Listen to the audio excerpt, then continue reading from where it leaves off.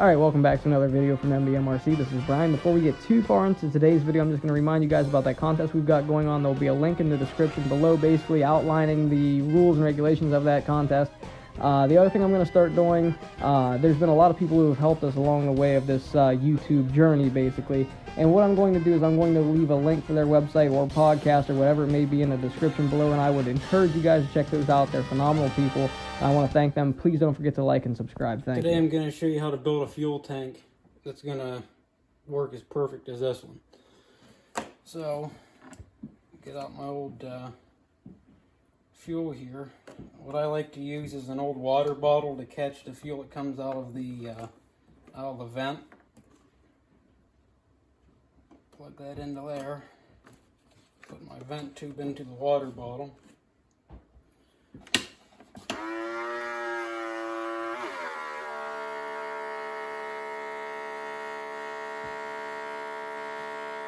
And as it's filling up, watch for leaks around the front of the fuel tank.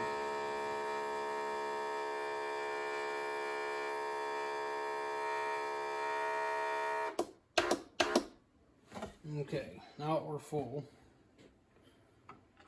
Always, as soon as you take off your fuel line, make sure you hold this line up because it will drain out. That last little piece that I cut off of the fill tube, which you'll see in the video, plug that line in with your vent line, tie those two together like that, put a little pressure on it, make sure that there's no leaks, and there is no leaks, and you'll see that the only spot where I have a bubble is right at the top of that molded bubble that Sullivan put in there, and that's what you want. I have gotten them to go just a little bit fuller than that, but not by much. That's got to be really close to a full 6-ounce fuel tank. Hey, this is Matthew from MBMRC, and I'm going to do a video here on making a fuel tank. And all the manufacturers, they give you the instructions to do it, but I think that it's better to see somebody do it than read the instructions. So this is going to be, this is a 6-ounce tank, but the steps that I'm going to show you, you can use for any fuel tank. What we're going to start with is I'll show you the tools that I use and actually should be needed to make a perfect fuel tank. There's a Dubro, this is an 1/8 inch tubing bender you can get from Dubro. And I got just a mini tubing cutter you can get from, I think K&S has one, the manufacturer for the brass tubes and your 256 rods, and that they have the tubing cutter.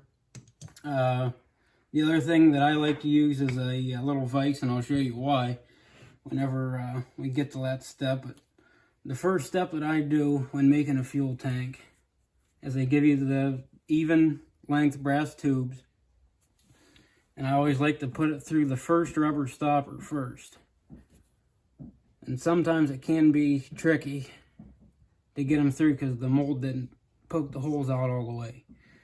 But if you get it started on there and you push it down on your table and run it through, I think about like that, about 3/4 of an inch sticking through, and you can always adjust it. What I'll do is I'll put this cap on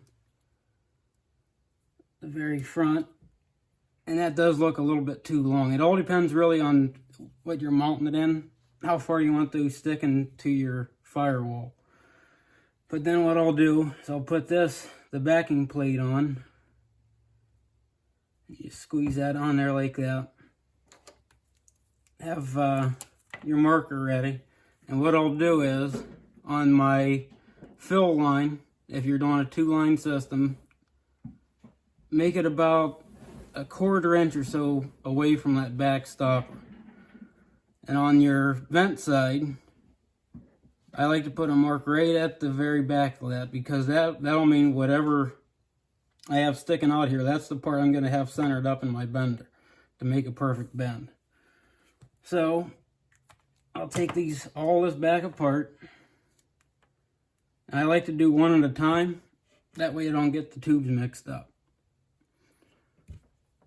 So what I'll do I'll get my brass tube lined up in my cutter, if I can here. And you'll see that the wheel is right on my green mark. And I don't want this end. The short end is the end I don't want, and that's the end that I'll put in my vise. And I like using this vise because it has a little notch in there. I can put the brass tube in. Regular vices, they're just flat all the way across and you can smash them. What I'll do is I'll put it in that groove and not cramp it too tight because you can still use that excess piece. But just move that around until it gets free. Tighten it a little bit. Tighten a little bit more. Until you're all the way through it. Like that. And this last piece here you can use for, if you was testing this tank at the very end to tie the two silicone tubes together, you can put that together and test your tank. I always like to save those. But now that that one's made, now I'll do this one here. And I'll get it out of the rubber stopper. And I'll slide this through the green line right to about where I think that the center of that line is. And I'll make a pre-bend with it. And that should be pretty close. It's not quite a 90. It's just a little bit away from a 90 degree. So what I'll do is I'll put all this together and I'll make my trim to this, to the vent line as needed whenever I get it all back together. So this will go in here.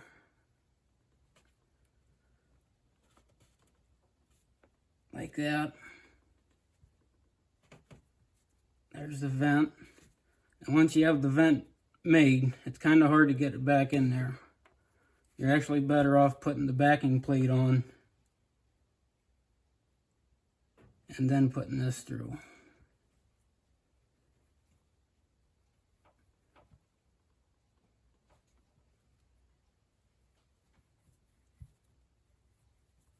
And it will stop right at the backing plate where I wanted it to.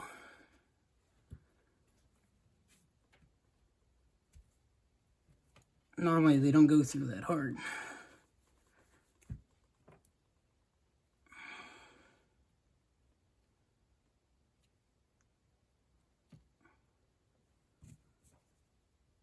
Try it one more time.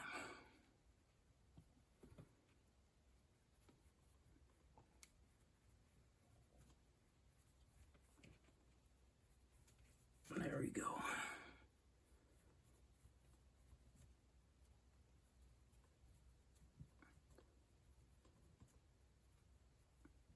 There. Now that that's through, I can push this, my fill line back. Slide the front cover back on. Kind of even everything back out again. Flush on the table. And get your fuel tank out. Slide your vent in first. And actually, first time was the charm. You can see my vent is at the very top of that bubble, which means that this will be a full exact 6-ounce tank. Most of the time I can do that. Most of the time, if you do have it a little bit long, it's scraping the top of that. What you would do is you would pull this back out and take your marker and maybe take about 1/8 of an inch or so off. And just go in little bits at a time. And then you should have it right in the center of that bubble. But that's exactly what you want. Now, Dubro, their fuel tanks, they don't have the bubble at the top of the tank. They're all flat at the top. So pretty much if you can make a perfect bend like that, your Dubro tank would be set. And Sullivan does have tanks where they don't have this. But I actually do like the bubble tank because it is an exact 6-ounce tank whenever you make it perfect like that. But what you'll do, they give you a little silicone tube in the fuel tank kit. Put that on, and they give you these little metal wraps to put around the silicon.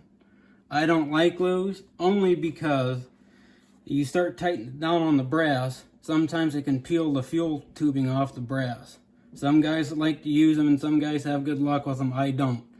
But what you would do is you would wrap this around the brass back here, and you get a pair of needle nose and you would twist it. Not too tight to where you're crushing the silicon tubing, but tight enough to hold it on there. What I'll do is I'll kind of hold this up, and you'll know that that flat is going to stop right there. So I like to lay my fuel tubing out, and I'll kind of mark it a little bit with my fingernails. I'll get out my cutters here.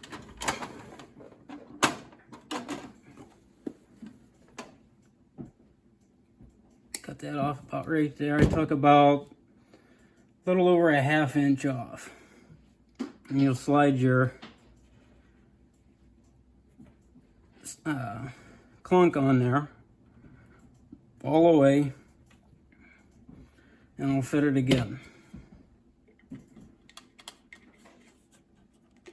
Slide all that in there. Make sure that your vent's to the top.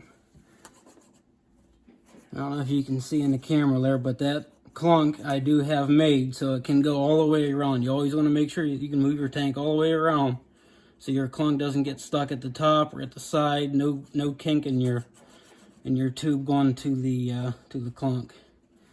But now that I know that that's all good, what I'll do is I'll hold this with my finger, put their little screw in there, get out my screwdriver. And what this does is, while you're tightening that down, it's spreading out that first stopper that we have. It makes a good seal to the mold. Now I have tightened these down too much, and it strips out the backing plate. So just go to where you think that it's tight, put on your silicon tubing that I have pre-cut, and you'd fill your tank. Use your excess piece to tie the two lines together. Hold your tank up when it's full and kind of squeeze a little bit, put pressure on it, and if you see it leaking around here, you know that center screw ain't tight enough. If you see it leaking any place, just always kind of tighten that screw just a little bit more and see if you can get it to stop. Most of the time it works just perfect. Just get the screw pretty tight. But that's pretty much all the steps for any size fuel tank, from 1 ounce tank to a 100 ounce fuel tank. That's the steps that you would have to go through. Just kind of measure, look at the side view, kind of figure out where your bend needs to be, and you'll make a perfect tank every time.